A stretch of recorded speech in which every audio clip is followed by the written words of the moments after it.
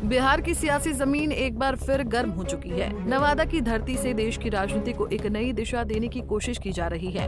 Voter अधिकार यात्रा के जरिए राहुल गांधी ने जिस तरह से बिहार में दस्तक दी है, वो सिर्फ एक यात्रा नहीं बल्कि बिहार के आगामी विधानसभा चुनाव के चुनावी रण का बिगुल भी है। तेजस्वी यादव के बगल में खड़े होकर राहुल गांधी ने चुनाव आयोग को सीधी चेतावनी दी है और ये साफ कर दिया है कि अगला चुनाव वोट बनाम वोट चोरी के मुद्दे पर लड़ा जाएगा। वहीं तेजस्वी यादव ने तो राहुल गांधी को देश का अगला प्रधानमंत्री तक घोषित कर दिया है। ऐसे में सवाल उठता है कि क्या इंडिया गठबंधन में राहुल गांधी का चेहरा अब औपचारिक रूप से सामने आ गया है? क्या बिहार से उठी ये राजनीतिक लहर दिल्ली तक पहुंचेगी? क्या ये यात्रा बिहार में राजनीतिक समीकरणों को उलट पलट कर देगी?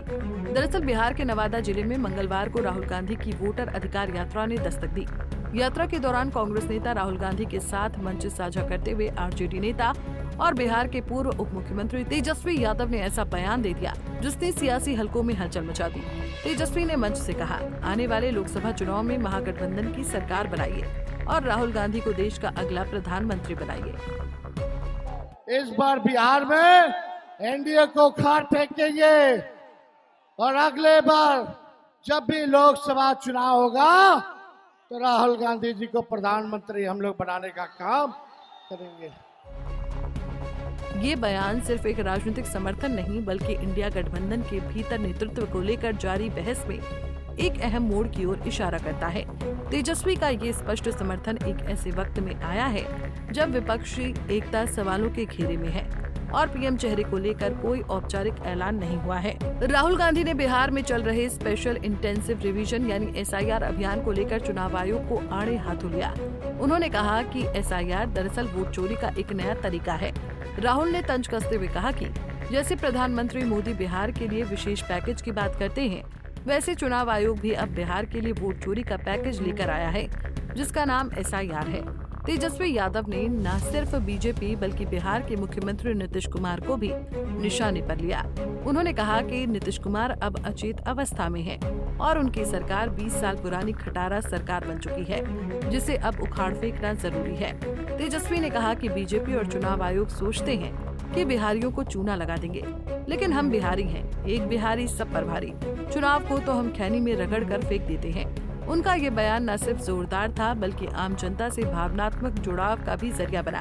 उन्होंने मतदाताओं से अपील की कि वो इस सरकार के खिलाफ आवाज उठाएं, क्योंकि ये सरकार उनके भविष्य से खिलवाड़ कर रही है। तेजस्वी यादव का राहुल गांधी को प्रधानमंत्री पद का चेहरा घोषित करना इस ओर इशारा करता है कि इंडिया गठबंधन में एक नया मूड बन रहा है।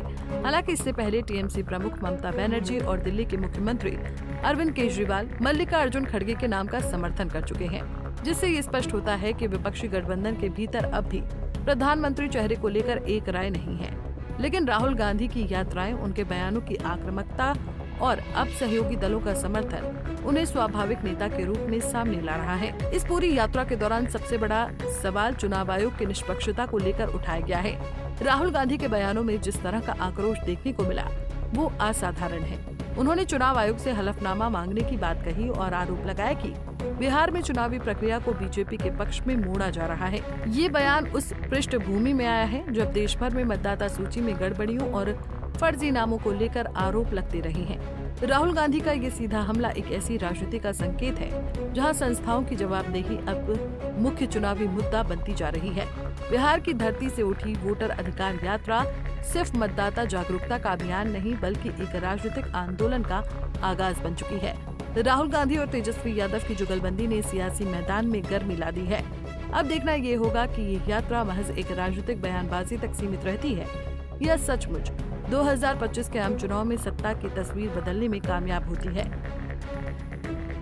Bureau report, Punjab Kesari TV. हमसे जुड़े रहने के लिए हमारे YouTube चैनल को सब्सक्राइब करें और नई वीडियो की नोटिफिकेशन के लिए बेल आइकॉन को दबाएं।